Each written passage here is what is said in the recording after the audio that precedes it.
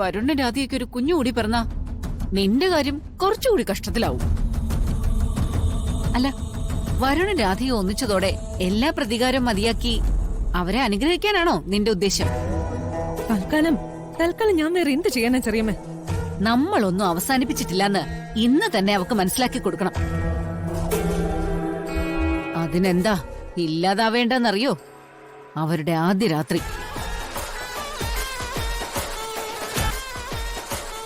അത് നമ്മൾ എങ്ങനെയെങ്കിലും കുഴപ്പമാക്കണം. അവനെ അവളെ ഞാൻ വെറുതെ വിടാനൊന്നും ഉദ്ദേശിച്ചിട്ടില്ല. പക്ഷേ ആദ്യ രാത്രി ഇല്ലാതാക്കാൻ എന്താ മാർഗം? നമുക്ക് രണ്ടുപേർക്കും അങ്ങനെ പെട്ടെന്നൊന്നും ചെയ്യാനും പറ്റില്ല. ഇത് അപകടത്തിലേക്ക് കലാശിക്കും. പക്ഷേ ഈ ആദ്യ രാത്രി കഴിഞ്ഞിട്ട് നമ്മളിത് ചർച്ച ചെയ്തിട്ട് കാര്യമില്ല. എന്തെങ്കിലും ചെയ്യാനുണ്ടെങ്കിൽ ഇന്ന് തന്നെ ചെയ്യണം.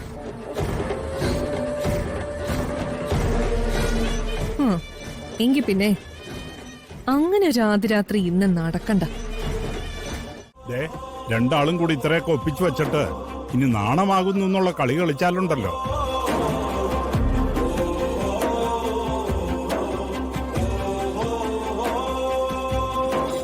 കൊടുക്കുമോളെ.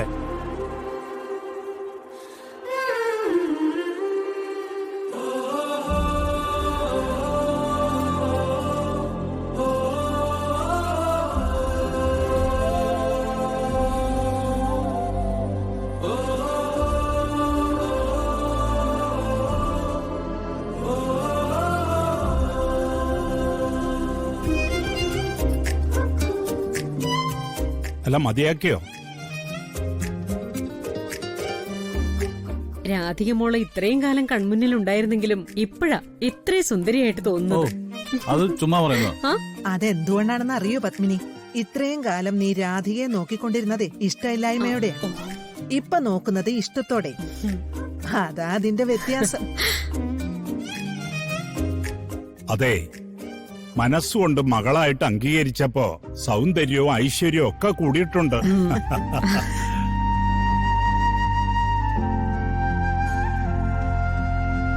പരമേശ്വര, വരുണിന്റെ ഐശ്വര്യത്തിനു വേണ്ടി എന്നും പ്രാർത്ഥിച്ചതും കഷ്ടപ്പെട്ടതും വ്രതമെടുത്തതും രാധിക മോള.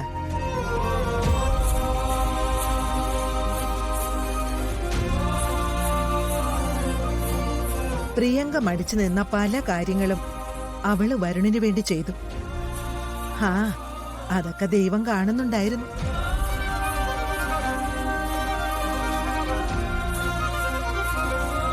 അതിനെന്താ അമ്മേ, മോള് വരുണിന് വേണ്ടി ചെയ്ത എല്ലാ നല്ല കാര്യങ്ങൾക്കും നമ്മൾ സ്നേഹം കൊണ്ട് ഇപ്പൊ പ്രതിഫലം കൊടുത്താ പോരെ?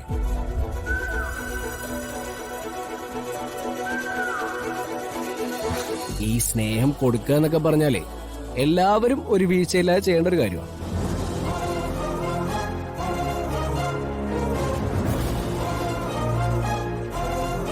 സൂര്യൻ അത് ഞങ്ങളെ രണ്ടുപേരെ ഉദ്ദേശിച്ച് പറഞ്ഞതാണെന്ന് മനസ്സിലായി. പക്ഷേ ഞങ്ങൾക്ക് വേറൊരു തീരുമാനമുണ്ട്. എന്ത്? വരുണിനും ജാതികയ്ക്കും മണിയറും ഒരുക്കുന്നത് ഞങ്ങളാ. മുത്തശ്ശി അതിനുള്ള അനുവാദം തരണം. അത് വേണോ മക്കളെ? ഇതാ ഇവിടുത്തെ കുഴപ്പം. മനസ്സറിഞ്ഞു ഒന്ന് സ്നേഹിക്കാൻ തുടങ്ങിയ അപ്പൊ തുടങ്ങും ഞങ്ങളെ സംശയം. പിന്നെ എങ്ങനെയാ ഞങ്ങൾ എന്തേലും ചെയ്യുന്നേ?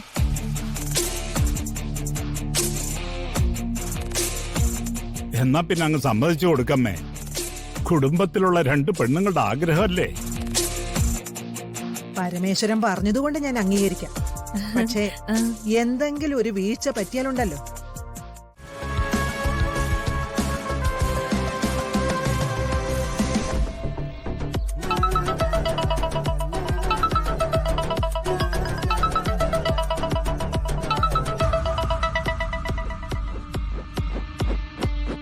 ഹലോ കൽപ്പന. ഗൗതം, നീ ഇപ്പൊ എവിടെയാ? ഇവിടെ അടുത്ത് എവിടെയെങ്കിലും ഉണ്ടോ? അടുത്തില്ല, ഒരു 10-15 കിലോമീറ്ററിനുള്ളിലുണ്ട്.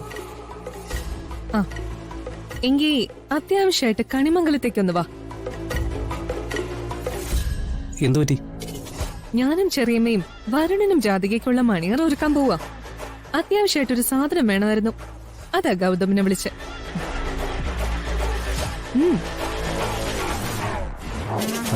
എന്താ വേണ്ടതെന്ന് പറയും, ഞാൻ കൊണ്ടുവരാം. എവിടെ നിന്നെങ്കിലും ഒരല്പം നായ്ക്കരണ പൊടി കിട്ടൂ. നായ്ക്കറിന് പൊടിയോ? അതെ, ഒന്ന് തൊട്ടാ ഒരു ദിവസം മുഴുവൻ ചൊറിച്ചിൽ അവസാനിക്കാത്ത നായ്ക്കരണ പൊടി.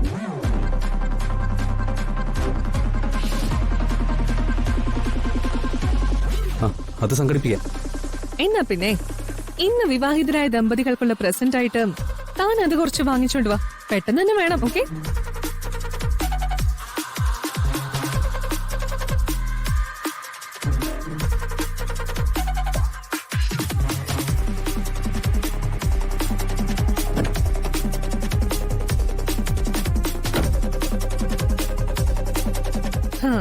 പറഞ്ഞ സാധനവും വാങ്ങി ഗൗതം ഇപ്പൊ വരും. എന്നാലേ നമുക്ക് അലങ്കാരങ്ങൾ തുടങ്ങാം. എന്താ ചെറിയമേ?